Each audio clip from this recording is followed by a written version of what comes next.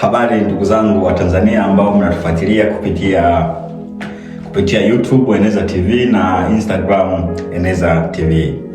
Tunapenda kuwashukuru na tunafurahia pia maoni yenu na ushauri wenu kwamba ni namna gani tunaweza kuboresha mafundisho yetu na vipindi vyetu ili kwamba taifa pamoja na kanisa viendelee kupata faida hiyo.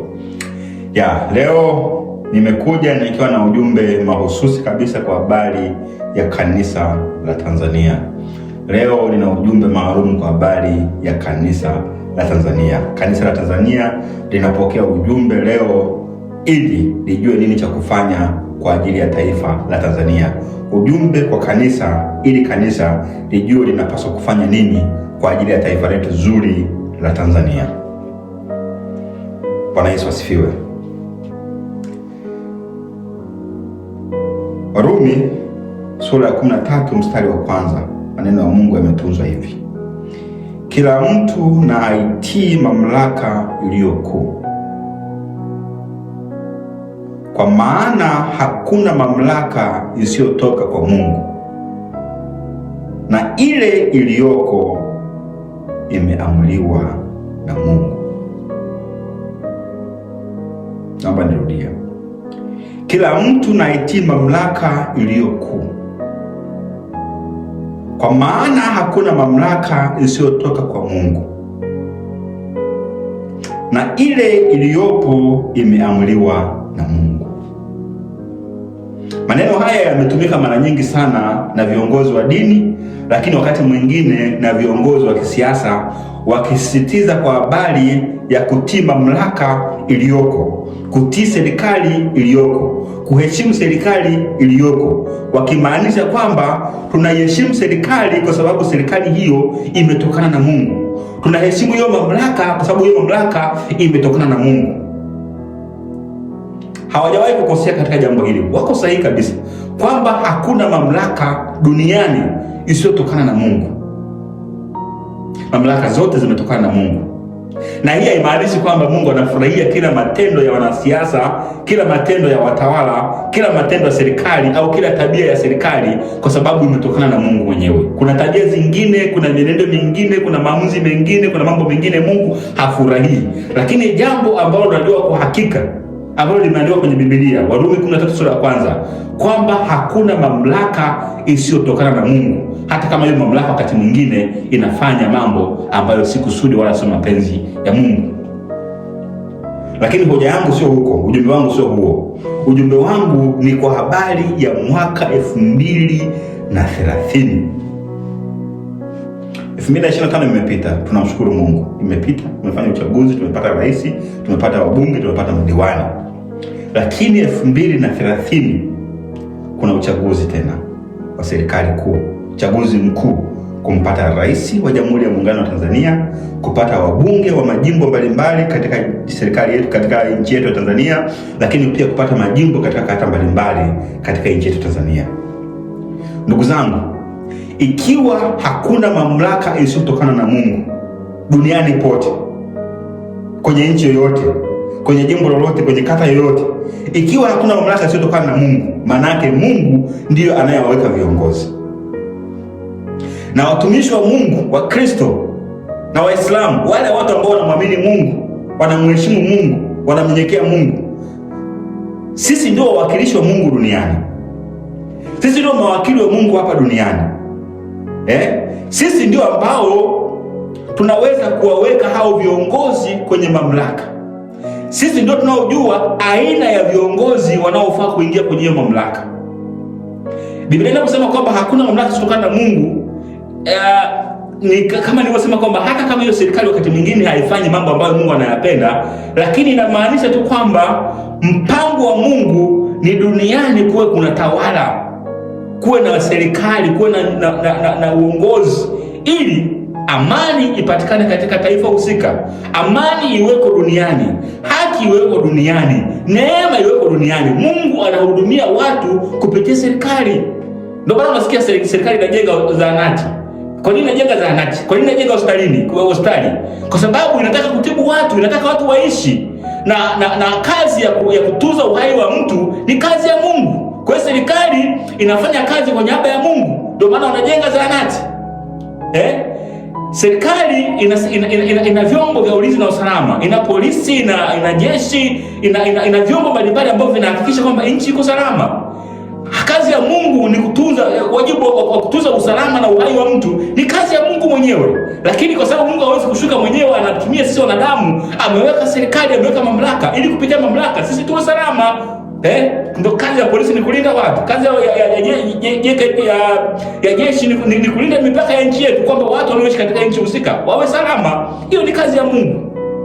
Ndio maana Biblia inasema hakuna mamlaka isiyotoka na Mungu, sababu zile shughuli zote ambazo zinafanyika katika jamii, unasikia ustawi wa jamii, unasikia barabara zinajengwa, unasikia zahanati zinajengwa, unasikia vyuo vinajengwa, watu wapate elimu. Kazi Biblia yenyewe inasisitiza kwa habari ya Biblia inasema mshika sana elimu, simwache aende zake. Kwa hiyo mambo yote ambayo yanafanywa na serikali ni kazi ya Mungu mwenyewe, lakini Mungu anafanya kupitia mikono yetu. Na ninasema tuombe kwa nini? Ndio maana nimesema pale mwanzo kwamba si kila serikali, si kila watawala wanafanya kusudi la Mungu. Wanajua kwamba wamewekwa na Mungu, wanajua kwamba wamepewa hiyo fursa na Mungu, lakini wengine huwa wanakiuka kusudi na mpango wa Mungu kwenye tawala zao, kwenye uongozi wao. Ndio maana sisi kama Wakristo, sisi kama watu wa Mungu tunapaswa kuingia kwenye maombi kwamba Mungu, tunajua kwamba kazi ya kuongoza watu ni yako, kazi ya kuhudumia watu ni yako, na hiyo kazi unafanya kupitia mikono yetu. Tunaomba yule ambaye atatangulia mbele yetu, kwa maana ya mbunge, kwa maana ya rais, kwa maana ya diwani, huyu anayetangulia mbele yetu, tunaomba awe anajua kusudi lako kwa watu hawa, awe ana hofu yako, ajue kwamba hii dhamana nilionayo nimepewa na Mungu mwenyewe. Awe anajaribu kuwaza kwamba kama Mungu mwenyewe angeshuka duniani angefanya kwa namna gani, ili na yeye ajitahidi kufanya kama ambavyo anafikiri Mungu angependa afanye. Sio kwa ajili ya matakwa yake, sio kwa ajili ya faida yake, sio kwa ajili ya raha zake. Afanye akijua kwamba huo ni utumishi. Na hata serikali inasema kwamba uongozi ni utumishi, ni kuwatumikia watu, ni kazi ya Mungu hiyo. Kwa hiyo tunasema kwamba tuombe, kwa sababu kuhudumia wananchi, kuhudumia Watanzania sio kazi ya mtu fulani, ni kazi ya Mungu mwenyewe, ila Mungu anatutumia sisi wanadamu kuifanya hiyo kazi. Na ndio maana kwenye video zangu zilizopita nimesema kwamba siasa haipaswi kuwa mchezo mchafu, inapaswa kuwa mchezo mtakatifu, kwa sababu ni chombo cha kuwahudumia watu, ni chombo cha kuwatunza watu, ni chombo cha kuwapa watu haki, ni chombo cha kuwapa watu amani, ni chombo cha kuwapa watu maendeleo. Nasema tuombe. Huu ni ujumbe wangu kwamba kama kanisa la Tanzania, kama kanisa la nchi, tumwombe Mungu atuletee mtu atakayesimama kwa niaba ya Mungu mwenyewe. Atuletee watu watakaomwakilisha Mungu mwenyewe hapa duniani, hapa Tanzania, katika serikali inayokuja 2030. Viongozi wote wanafanya mambo mazuri. Viongozi wote wanafanya kazi kubwa kulinda, kuhakikisha kwamba nchi iko salama. Na tunatamani huyu mwingine anayefuata awe ni mtu atakayehakikisha kwamba nchi inakaa katika usawa, nchi inakaa katika amani, nchi inakaa katika kuendelea, nchi inakaa katika utulivu na mshikamano na umoja na nini. Mambo kama hayo. Wito wangu, kanisa la Tanzania, tuombe. Sisi sasa sio mapema, 2026 sio mapema. Yaani tena tumechelewa. Tunapaswa kumtengeneza kiongozi leo. Ngoja nikusomee neno la Mungu tena. Mathayo sura ya 18 mstari wa 18 hadi wa 19. Kuna maneno muhimu sana hapa. Biblia inasema hivi: amini na waambieni, yoyote mtakayofunga duniani yatakuwa yamefungwa mbinguni, na yoyote mtakayofungua duniani yatakuwa yamefunguliwa mbinguni. Ndugu zangu, hii inaonyesha nguvu ya kanisa, nafasi ya kanisa, mamlaka ya kanisa, kwamba kama kanisa, kama wawakilishi wa Mungu hapa duniani, tunayo mamlaka ya kusema kwamba aina fulani ya viongozi hawafai katika taifa letu. Hii hapo tunafunga. Mapenzi ya Mungu ni watu wawe na amani. Mapenzi ya Mungu watu wafanikiwe. Mapenzi ya Mungu watu wasijisikie wanyonge katika taifa lao. Mapenzi ya Mungu watu wafurahie nchi, wafurahie ardhi ambayo Mungu amewazawadia waishi humo. Hayo ni mapenzi ya Mungu. Kama kuna kiongozi anakusudia kuingia kwenye serikali yetu hii, kwenye taifa letu hili, ambaye hana kusudi la kuleta amani, mshikamano, umoja wa taifa, hana kusudi la kuleta maendeleo ya taifa, huyo tunaweza tukasema kwamba Mungu, tunajua kwamba haya si mapenzi yako. Wewe unasema ni Mungu wa amani. Kama kiongozi hana kusudi la kuleta amani, huyo tunamkataa katika maombi. Sisi ni wawakilishi wa Mungu. Biblia inasema yoyote mtakayefunga duniani amefunga mbinguni. Kwa hiyo tunaweza tukaweka vigezo kwamba kigezo hiki na hiki na hiki hakiendani na mpango wa Mungu. Tunasema Mungu, unajua unaomba kama unajaribu kukaa, kwa hiyo simwakishie Mungu, unajaribu kuwaza kwamba Mungu angekuwa mwenyewe angefanya nini. Kwa hiyo ukifikiria yale matendo ambayo yanatendwa na baadhi ya viongozi wasiofaa, unasema Mungu, kwa sifa hizi na hizi na hizi na hizi hatuzitaki kwenye taifa letu. Lakini sifa 1, 2, 3 tunaitaka. Hii ndio maana ya kufunga na kufungua. Sisi kama Watanzania, sisi kama watumishi wa Mungu, sisi kama wawakilishi wa Mungu, tunataka nini kitokee katika taifa letu? Tunataka nini kisitokee kwenye taifa letu? Hiyo mamlaka Mungu ametupa. Hiyo mamlaka Mungu ametupa, lakini bahati mbaya Wakristo hawajatumia vizuri hiyo mamlaka.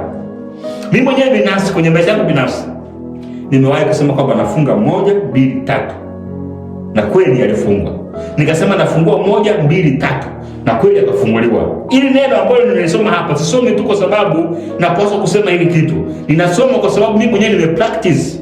Nimefanya kazi kwenye maisha ya kwangu. Kwa hiyo kama kanisa la nchi, kama kanisa la Tanzania, tukimwomba Mungu kwa habari ya uchaguzi, hatutaki fujo. 2030 hatutaki vurugu.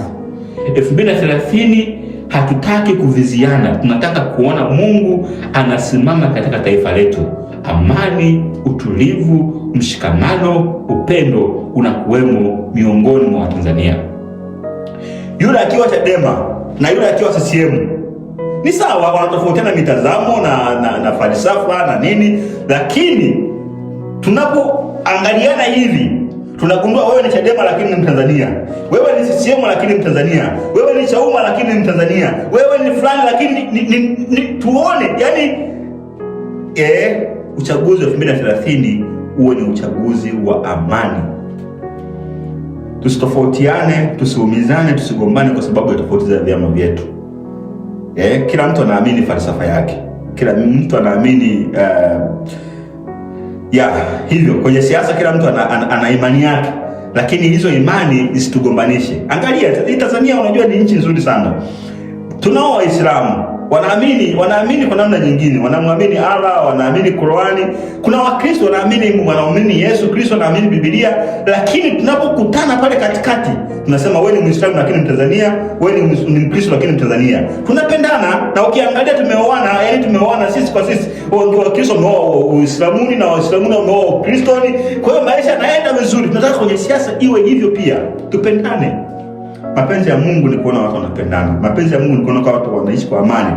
Tunataka kiongozi atakayehamasisha amani, atakayehamasisha umoja, atakayehamasisha upendo miongoni mwa Watanzania.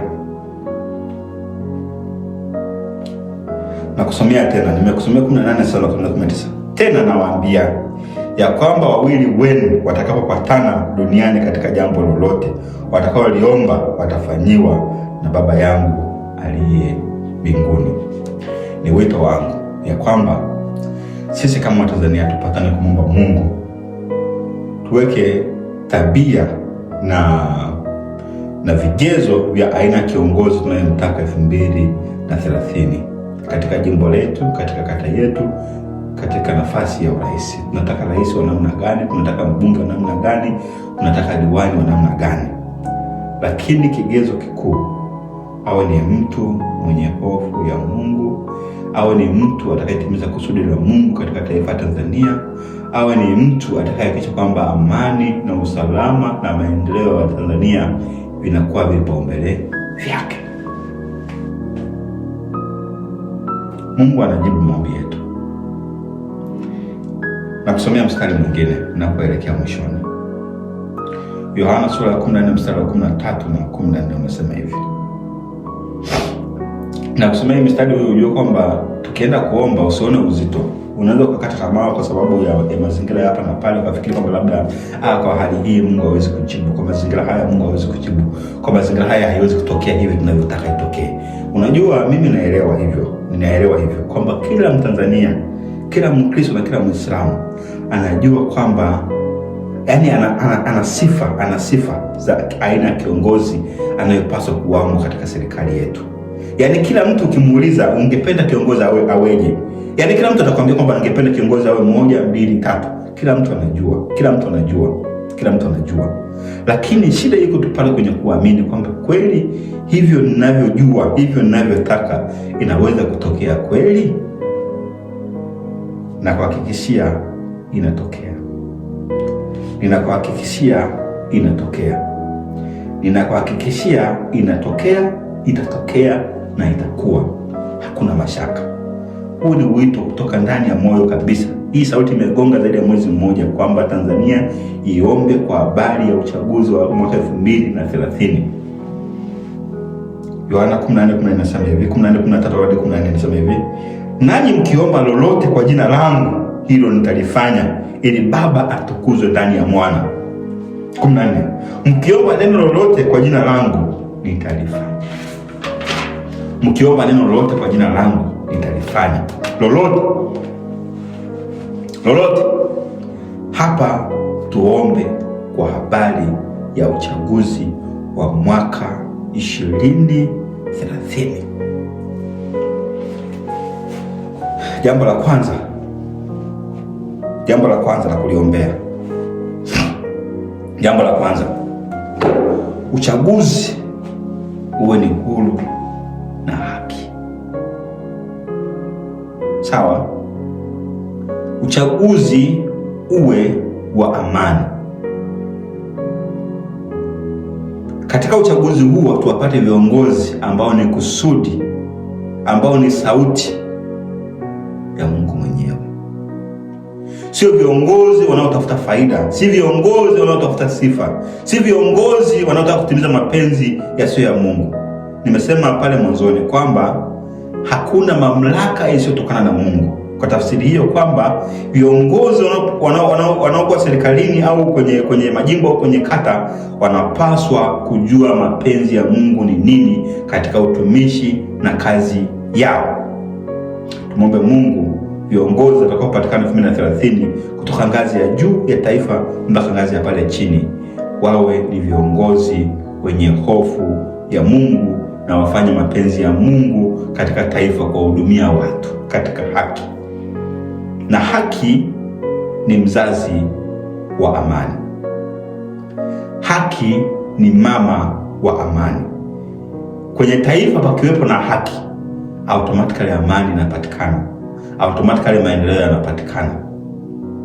Tumombe Mungu.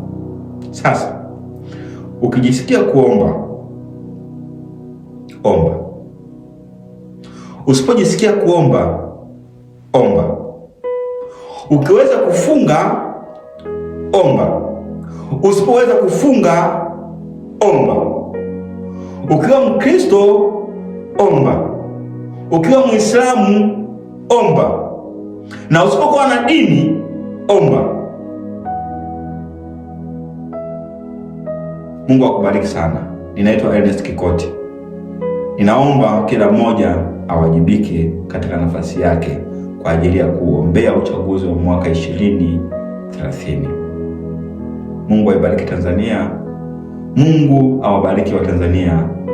Na Mungu atubariki sisi sote na kutuwezesha sisi sote kusimama katika wajibu na wito ambao Mungu ametupa kupitia video hii ambayo nimeifanya hivi sasa. Asante sana.